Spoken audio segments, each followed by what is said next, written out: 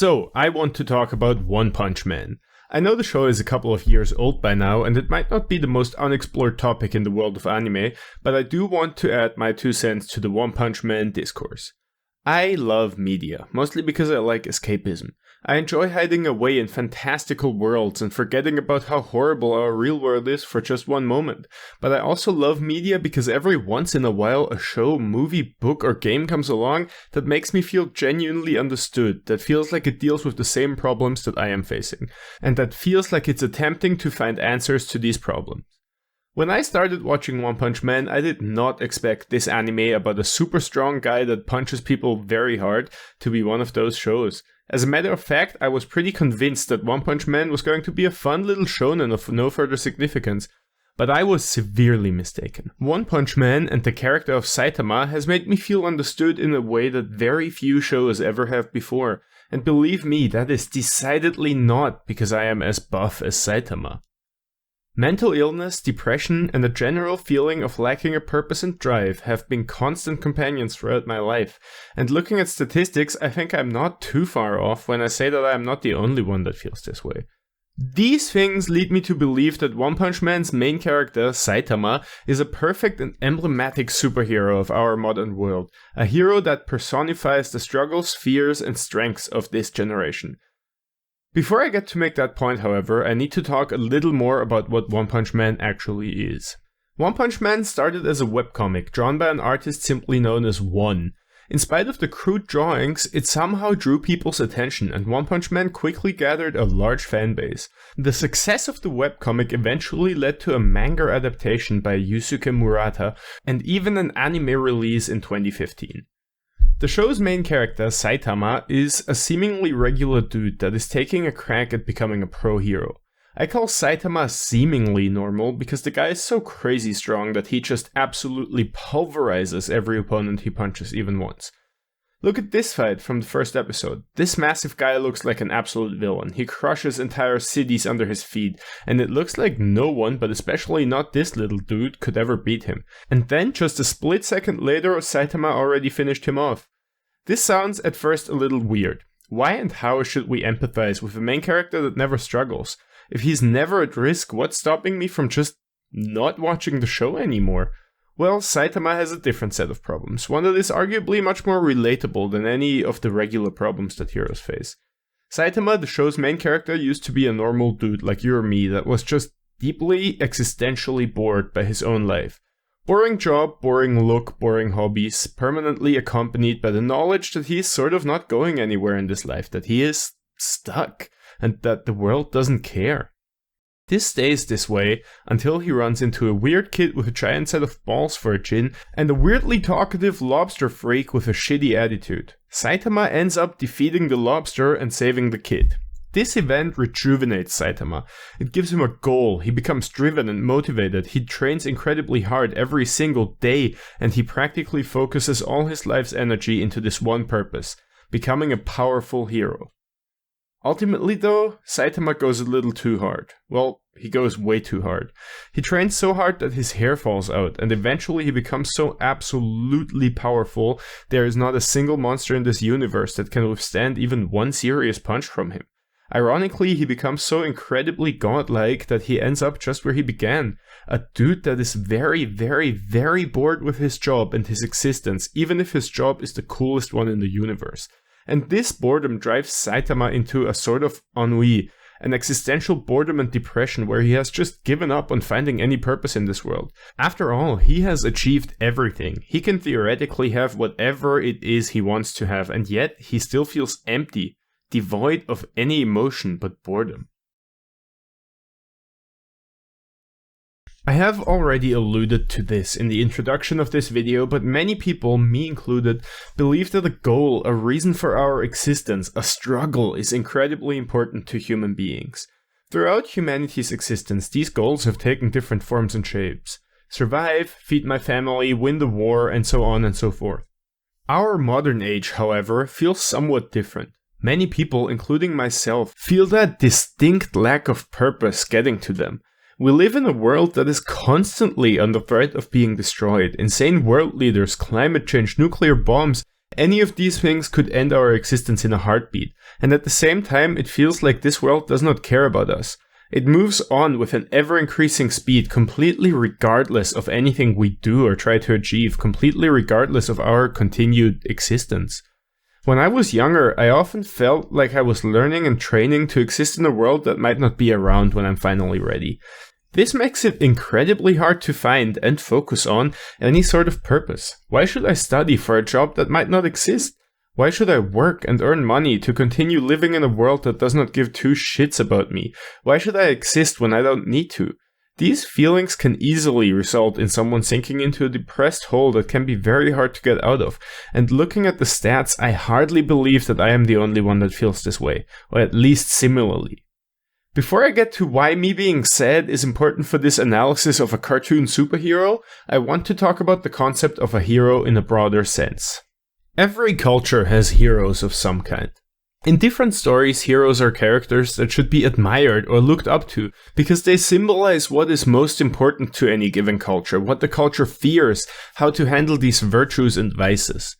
Different cultures have always produced myths about different heroes. These heroes, while vastly different from one another, have one thing in common.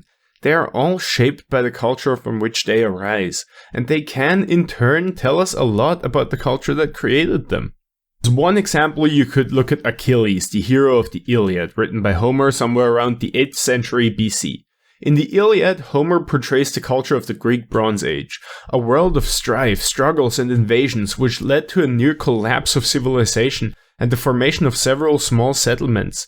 This collapse resulted in a necessity for strong defenses, which in turn led to a heavy reliance on a warrior class. Because of the instability and the prevalent dangers of these times, the warrior class were viewed as the only group of people fit to lead. In this way, excellence on the battlefield was seen as not only one, but the single most important virtue that a person could aspire to have. It isn't surprising then that this culture's most impactful literary hero was Achilles, an unbeatable god of combat that cannot be defeated in any conventional or fair manner, a paragon of power that everyone should aspire to be, and as such, a hero that is uniquely reflective of the wants, needs, and problems of the culture that gave rise to his tales. This is where Saitama comes in. In a similar way that cultures have always created myths of gods and heroes that fit this culture's specific fears and problems, Saitama feels like a hero of this modern age. He has everything. He is all but omnipotent. Anything he desires should be at his fingertips. He can absolutely atomize every foe with the slightest of punches, no matter how strong. And yet he is just as empty and lost and lacking in purpose as everybody else. Saitama lives in a world where every product is available in a supermarket around the corner and every problem can be solved with just one punch. And still, he is far from happy or fulfilled. As a matter of fact, he is depressed. I mean, look at him, just standing there while some monster pummels him only to give every fight the chance to invigorate him like the first one did, only to be sorely disappointed every single time. This, to me, is what makes Saitama so relatable. Another thing of note is that, as opposed to other shows where the main character is always the center of attention, the world just does not care about Saitama. Even with all his unique and special skills, the world is clearly moving on, whether he is a part of it or not. One Punch Man is, first and foremost, a comedy about a guy that is so strong that he kills every enemy with one punch.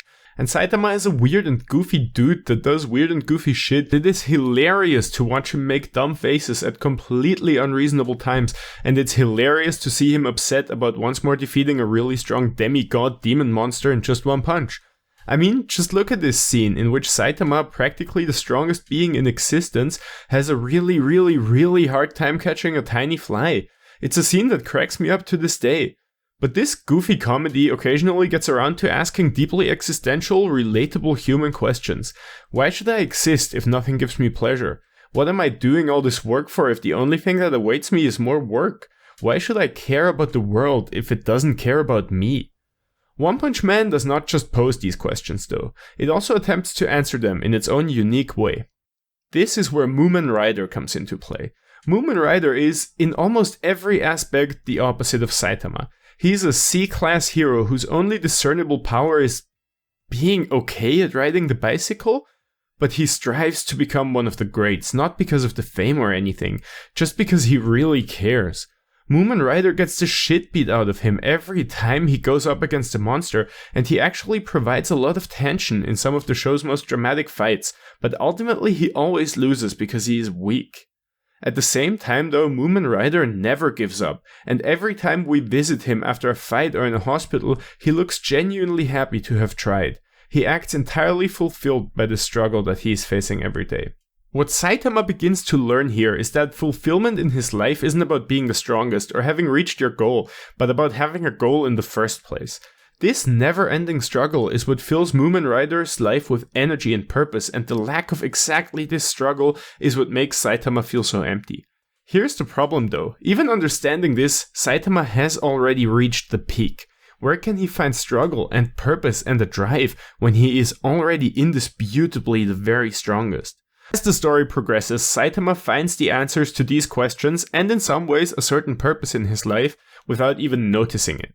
The purpose that he finds appears to lie in his existence as part of social groups. When Genos, the weirdly talkative cyborg, shows up at his door, demanding to become Saitama's student and only friend, it annoys him, but it also offers a new challenge, something that he has not yet overcome, being a successful teacher and a friend.